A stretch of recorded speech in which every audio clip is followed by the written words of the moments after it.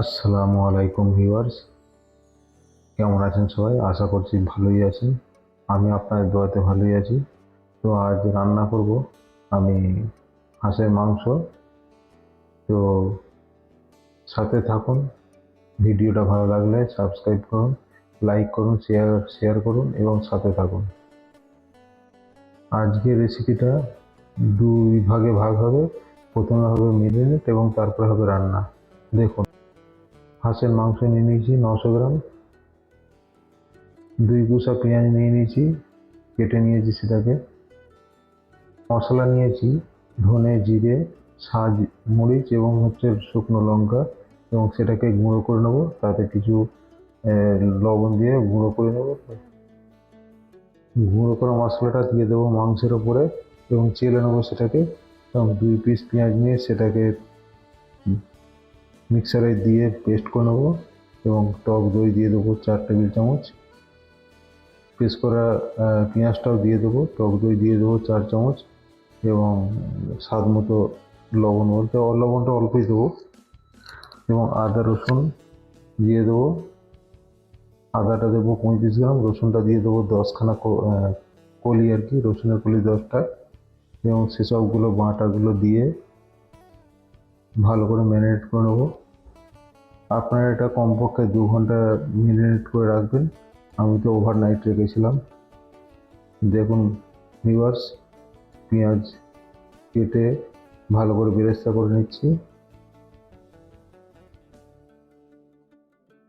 পেঁয়াজটা ভাজবেন এমন যেন কালচে না হয়ে যায়, গোল্ডেন ব্রাউন থাকে। এবং তারপরে দিয়ে দিচ্ছি আমার সেই ম্যারিনেট করা হাঁসের মাংসটা। আমার হাঁসের মাংসটা সারা রাত ম্যারিনেট করা ছিল। আপনারা কমপক্ষে 2 ঘন্টা ম্যারিনেট করে রাখবেন এবং এটাকে ভালো করে নাড়তে থাকবেন যতক্ষণ না এর রং না চেঞ্জ হয়ে যায়, কালারটা না চেঞ্জ হয়ে যায়।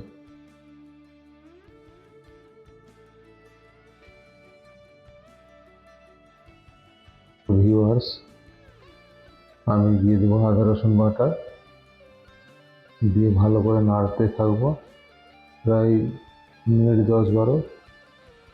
ভিউয়ার্স, ভালো করে কষতে কষতে দেখবেন আদা রসুন বাটাটা ভালো করে হয়ে গেছে, কালার চলে এসছে।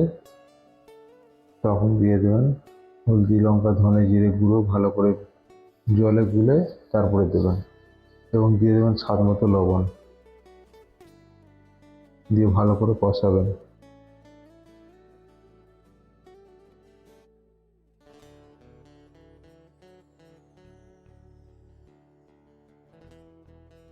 দেখুন ভিউয়ার্স, কষাতে কষাতে কত সুন্দর কালারটা চলে এসছে আমার। যত ভালো করে কষাবেন তত সুন্দর কালারটা আসবে। এটা শুধু তেল নয়। এবার দিয়ে দেবো আমি গরম মশলা গুঁড়ো।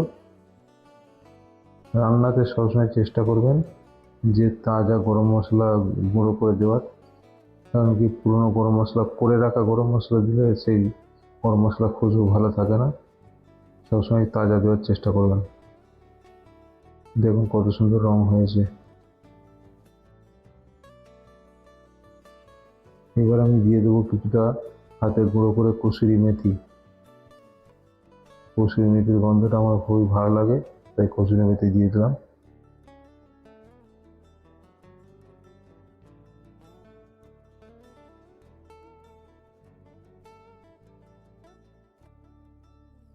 এবার ভিউয়ার্স, ভালো করে হাঁড়িটাকে নাড়িয়ে দেবো যাতে করে কসুরি মেথিগুলো সব জায়গায় ছড়িয়ে যায়।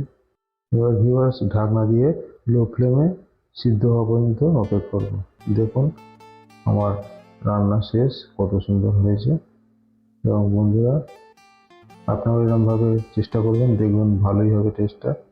ভিডিওটা ভালো লেগে থাকলে অবশ্যই সাবস্ক্রাইব করবেন, শেয়ার করবেন, লাইক করবেন, কমেন্ট করে জানাবেন কেমন হলো।